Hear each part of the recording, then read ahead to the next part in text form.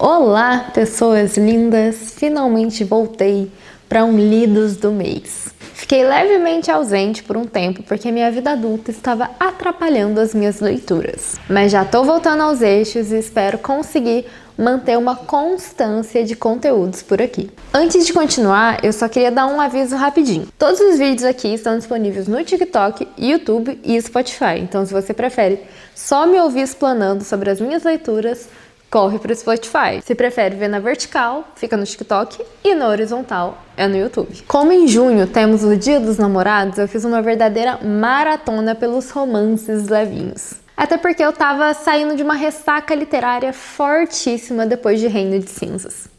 Enfim, a nossa primeira leitura do mês foi Namorando um Vampiro, segundo livro de Morando com o Vampiro.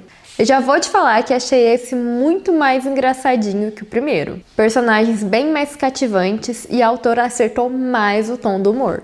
O que eu achei em Morando com o Vampiro sem sal, nesse já teve mais molho. Principalmente pela protagonista. A desse livro é mais interessante. Eu, segundo as vozes da minha cabeça, vou dar nota 4 para o segundo livro. Depois eu já emendei no livro Odeio Te Amar, da Ali Hazelwood, onde nós temos 3 histórias paralelas que se interligam pela relação de amizade entre as personagens. Eu achei bem interessante o que ela fez com esse livro. Achei essa dinâmica de ter ligações entre elas durante a história, que já dá um spoilerzinho do próximo, algo bem legal e que deveria ter sido até mais explorado. Eu gosto muito dos livros da Ali Hazelwood quando ela tá nesse universo acadêmico e científico. Acho que é ali que ela brilha escrevendo. Quando envolve lobisomens com nós e vampiros, admito que ela me perde um pouco. Mas Odeio Te Amar foi um livro nota 4 pra mim também.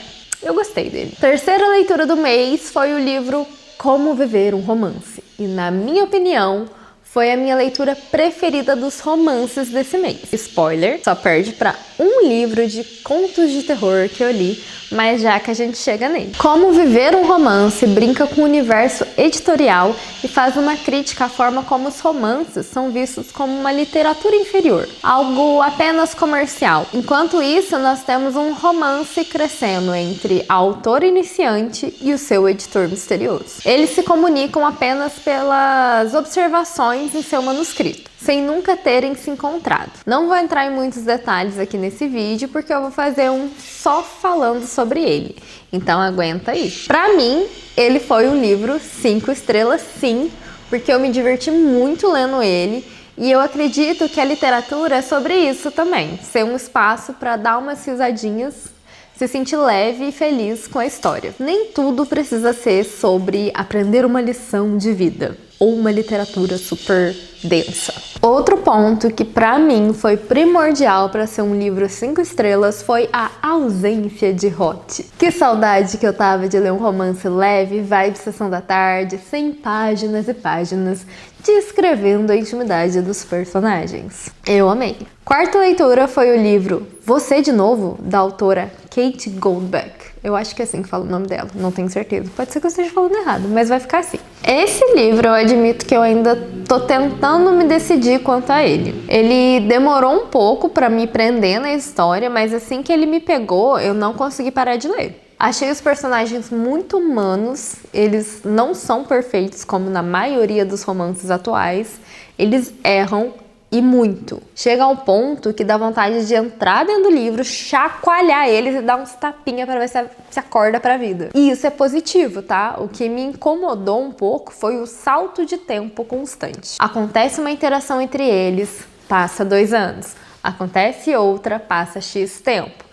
Eles se encontram e passa mais uns 3 meses. Isso acontece até o final do livro e chega a um ponto que começa a irritar um pouco esses saltos de tempo. Parecia um final de novela. Por esse motivo, eu vou dar 3,5 para ele, mas os personagens são bem completos e interessantes. Agora sim, nós chegamos no meu livro preferido do mês. E eu acho que vocês nunca vão descobrir que livro é esse ou o gênero dele. Rufem os tambores.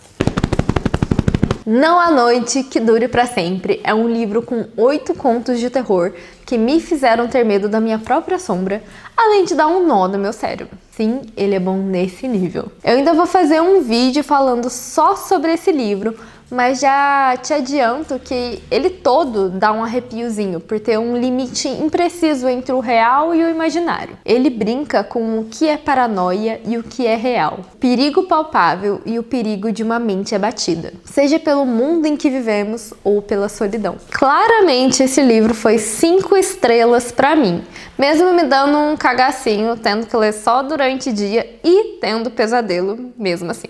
O pior é que tem um conto que fala justamente sobre o sonho, e aí eu fiquei mais noiada ainda depois de acordar. Ou será que eu nunca acordei? Enfim, esses foram os lidos do mês. Espero que tenham gostado e nos vemos no próximo vídeo ou aventura.